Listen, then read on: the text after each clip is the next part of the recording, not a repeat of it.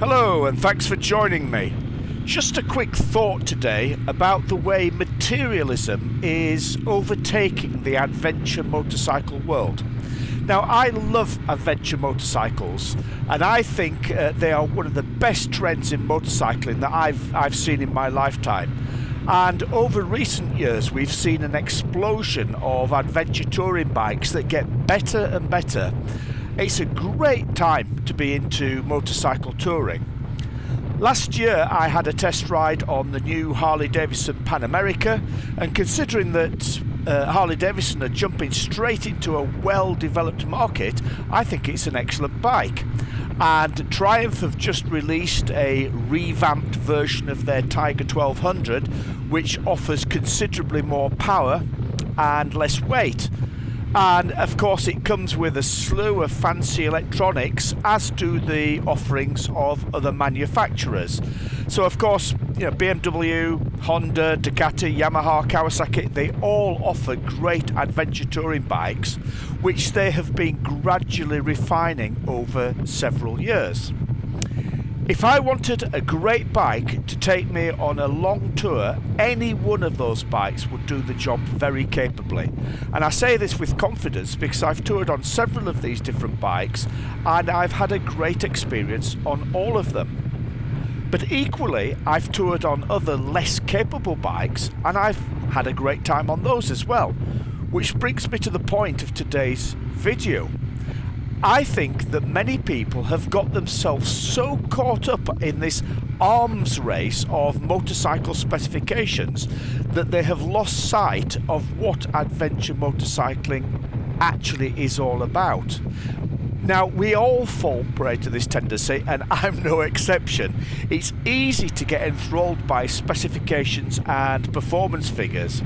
We all eagerly watch the reviews of new bikes in which the reviewer enthusiastically proclaims that the loss of 5 kilograms is hugely noticeable in the handling, or the extra 3 brake horsepower gives the bike more pickup out of corners, or that the new 310mm brake discs provide so much better braking feel than the old 305mm discs. As a new bike is launched, reviewers proclaim that the new whatever it is, the Triumph Tiger 1200 or the new GS 1250 knocks the previous bikes off the spot and ups the game in some way. But really, folks, does it matter? Does it really matter? Last year I took a step back from this adventure bike, what I'm calling the arms race, and I was able to see things in a different light.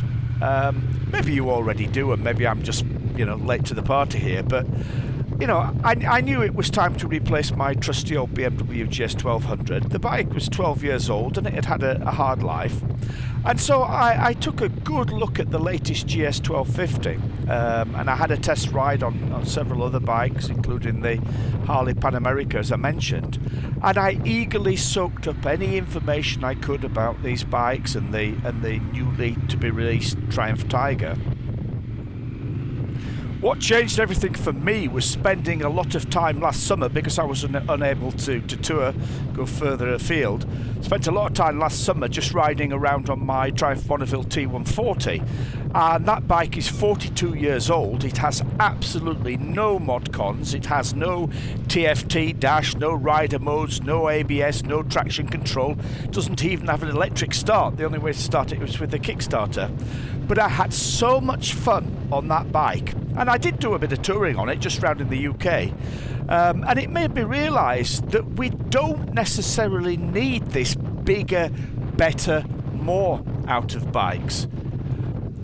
Now, you may be laughing at me at this point and saying, yeah, you're late to the party here, mate, because many other people have already realised this and they're off having great adventures, and you might argue having better adventures on smaller, more basic bikes. A lot of people, well-known people doing that. For example, Nathan Millward, Nathan the Postman as he's known, he rides a Honda 110cc postie bike, and he travelled on that all the way from Australia to the UK, and then he rode it right across the USA as well. And the sidecar guys who I met recently, they rode around the world on a little Honda scooter with a sidecar.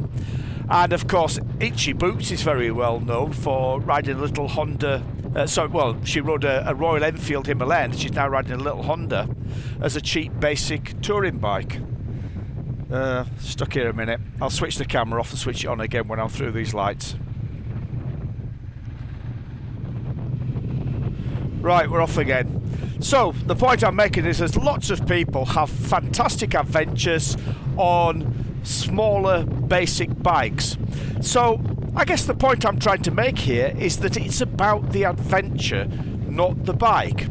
And I realised that my BMW GS 1200 was such a capable touring bike that, looking at it, I think it took a little bit too much of the struggle out of the journey, and in doing so, perhaps it took some of the adventure out of the journey as well. And maybe, and I'm just thinking out loud here, maybe having a less capable bike actually enhances the adventure. It makes it more of an adventure. I don't know. As I say, I'm just musing out loud here. So what do you think? Please let me know. Post your ideas in the comments below. Do you think that we're getting too obsessed with technology and all these bigger and better adventure bikes, and that we would actually have much better adventures if we just stuck to fairly cheap basic bikes and focused on the adventure and the fun that we have, rather than whether we've got the latest technology on our bike? Just a thought. Thanks for watching. Please ride safe, and hopefully I'll see you again next time. Bye.